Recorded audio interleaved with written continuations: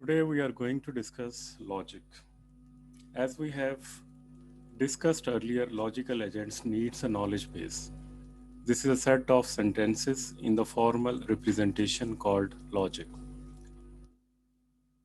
Logics are different from and are formal languages for representing knowledge to extract or drive other conclusions.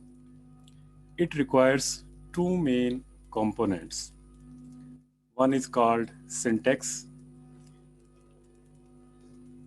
It is actually the components that defines well-formed sentence into language.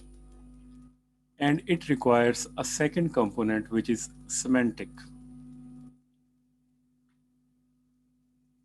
which defines the truth or the meaning of the sentences in a word. We use inference, which is a procedure to drive a new sentence from other ones.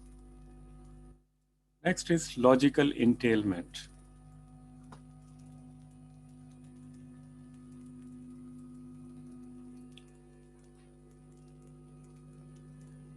We use logical entailment in terms of semantics, which is a relationship between sentences. It means that a sentence logically follows logically from another one.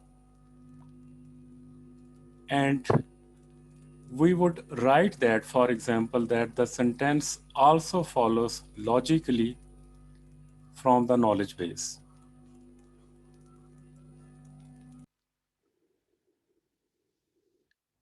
In this lecture, we would focus on propositional logic, which is the simplest logic. The syntax of propositional logic defines the allowable sentences or propositions. What is a proposition? It is a declarative statement or a sentence that's either a true or false. So this defines what a proposition. We distinguish between two kinds of propositions, atomic propositions and compound or complex propositions.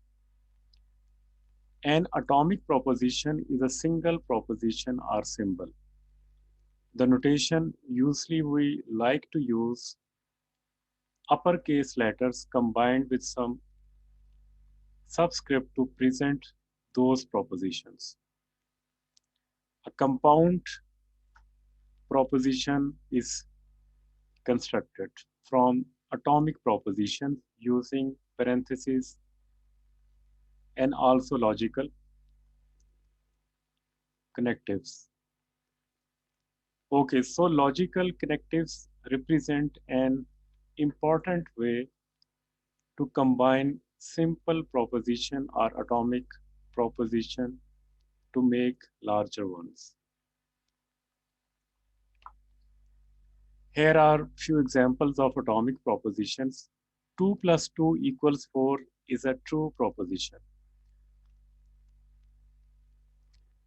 W13 is a proposition. It is true if there is a wumpus in 13. If there is a stench in 12, then there is a wumpus in 13 is a proposition. How are you or hello are not propositions. In general, statements that are questions, commands, or opinions are not propositions.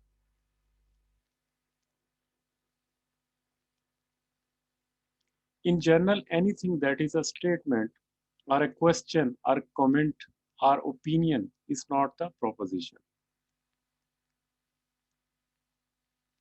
Examples of compound or complex propositions are as follows. Suppose we have P1 and P2 propositions. The negation of a proposition noted as negation of P is also a proposition.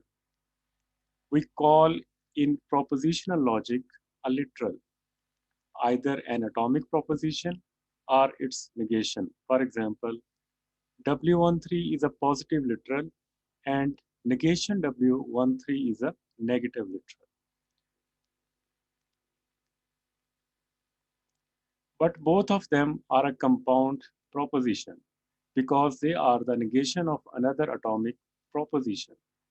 The conjunction is when you put atomic proposition together with the conjunction.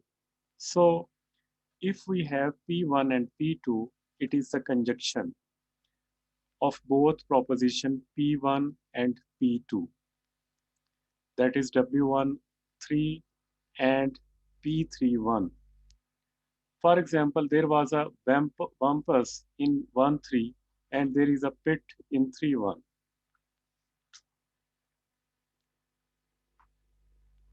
Is a conjunction between the fact that there is a bumpus in 1331. So if there is a truly a bumpus in 13 and there is a pit in 31, then the conjunction of this proposition is true.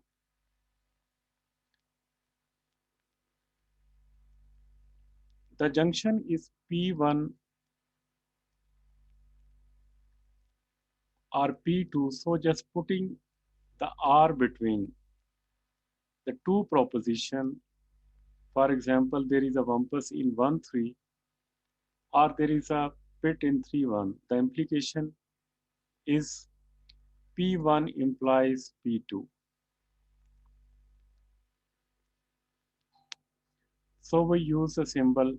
For example, there is a bumpus in 1 3 and there is a pit in 3 1. That there is no bumpus in 2 2. So we are going here, we are using a composition of different propositions through the implication and the conjunction, and we also have the negation for this term here, or for those atomic proposition. Finally, if and only if P1, if and only if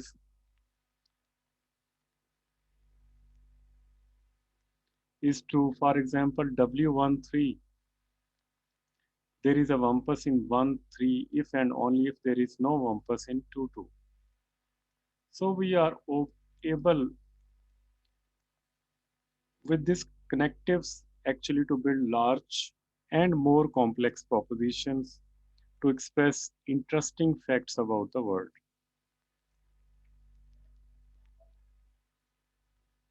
So how about truth tables?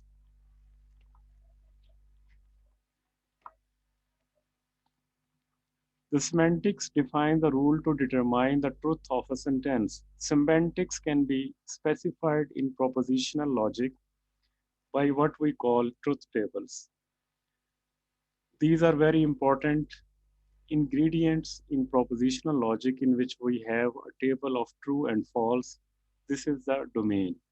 A table is a set of n tuples. These n tuples have the n values. These n values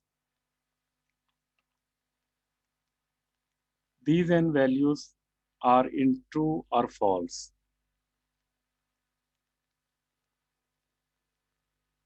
We also define an operator on the n tuples. It is called G.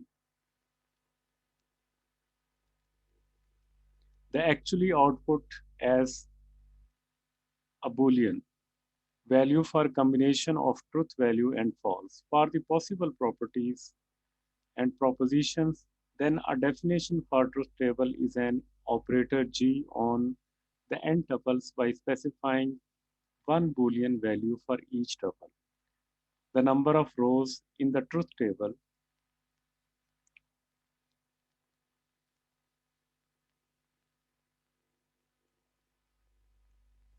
is 2 to the n, where is a n is a number of atomic proposition.